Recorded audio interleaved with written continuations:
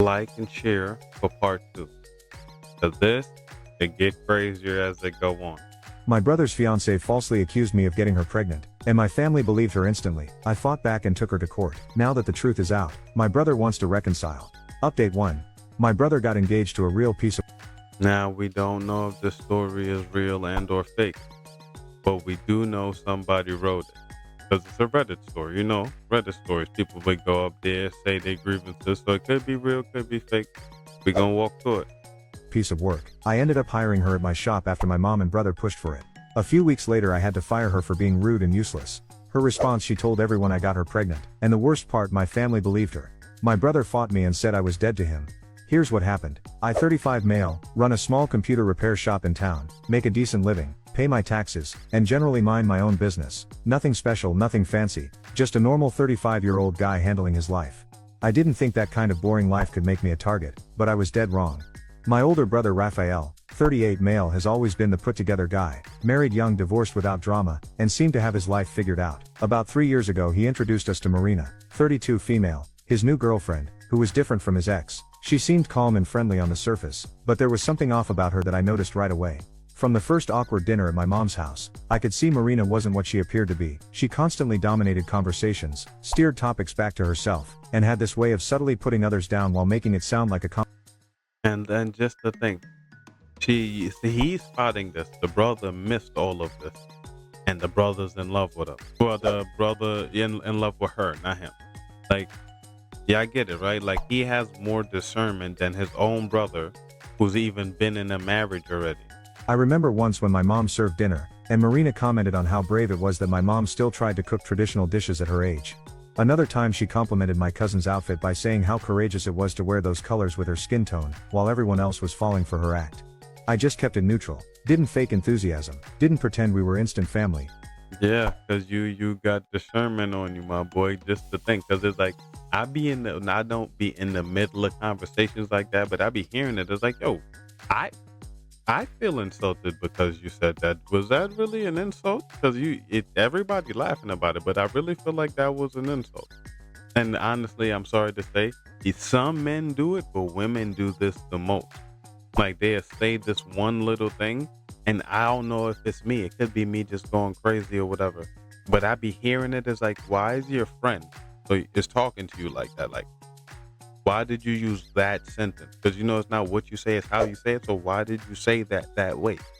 I'm taking offense to it, and you're not even saying it to me, and I'm not even really taking offense. It just sounds like full of shit, really.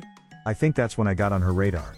She always had an angle. When people talked about their problems, she'd somehow make it about herself. Even with strangers, there was always this weird competitive edge. I once saw her argue with a cashier over a $2 coupon for 20 minutes, making the teenager almost cry. A few months later, Raphael announced they were engaged. My dad pulled me aside afterward and said, "That woman's going to be trouble for Raphael. Mark my words." He saw through the BS too, but hey, it's not our place to tell a grown man who to marry. I didn't think much. Yes, it is not, but it's at least give him some awareness. It's like, yo, listen to this now. You may not listen to it, because we all, at the end of the day, we all know when you're in those moments, you don't never see it, but when you come out, you come out.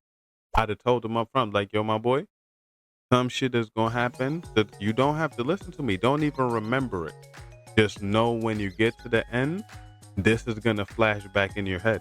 That's legitimately what I had told him. Of it until Raphael asked me to give Marina a job at my shop. She wanted part-time work while planning the wedding, and he thought I could help her out. When I hesitated, my mom called, insisting that family helps family, and that it would only be temporary. Raphael kept pushing, claiming I was being difficult for no reason, and in one particularly irritating conversation, said I owed him for referring some business my way last year.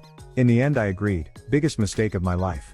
From day one she was a nightmare employee, showed up late, talked to customers like they were idiots, and treated my other employees like servants.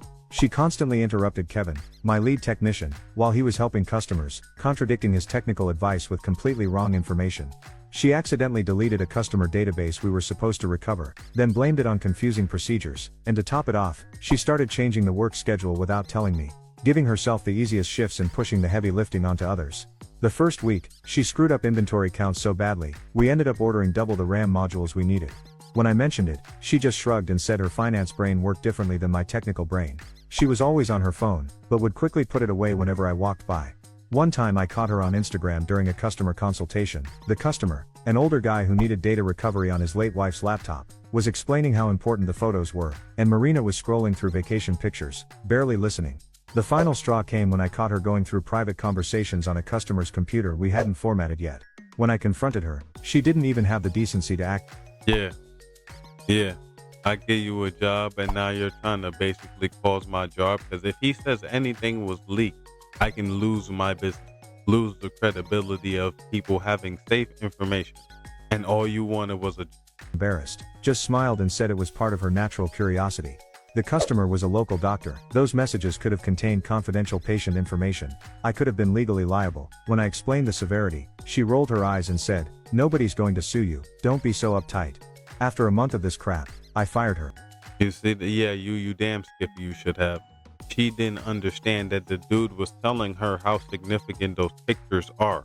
So yes, he could have been sued if you would have.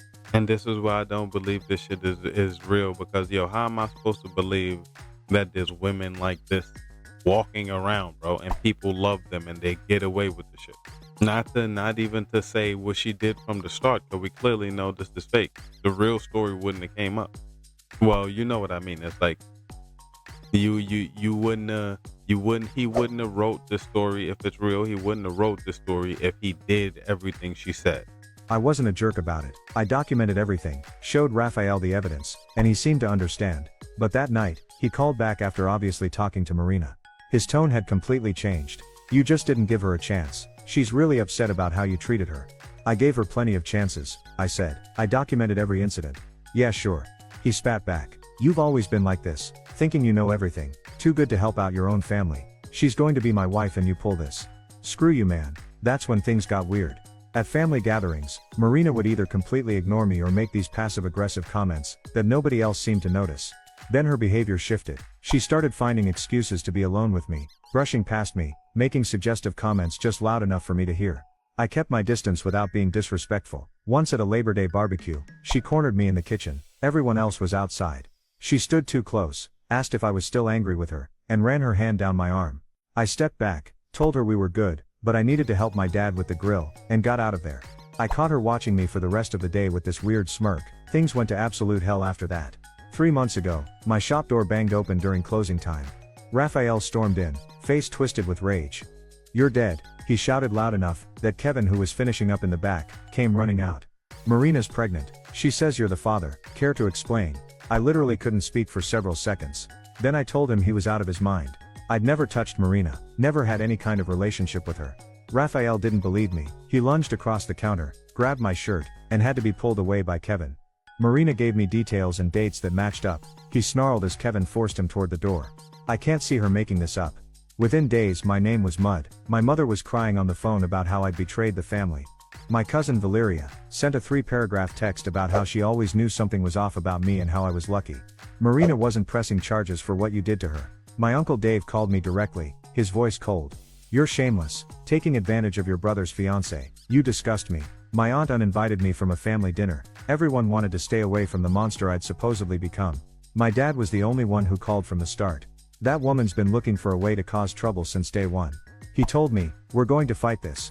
No one else, not a single other person, asked for evidence. No one questioned Marina. They took her word as sacred truth, while she walked around with this smug, victorious smile, knowing she had me cornered. But that was just the beginning, because I wasn't about to lower my head and take this. If my brother and half my family wanted to throw me under the bus, based on zero evidence, they were about to learn exactly what happens when you back the wrong horse. Yeah, and as you should. I don't know what to say, y'all. If y'all fuck with this one, put me something in the comments. And I hope this is not real, because I really don't want to look at women like this. That's a crazy behavior you got going on, man.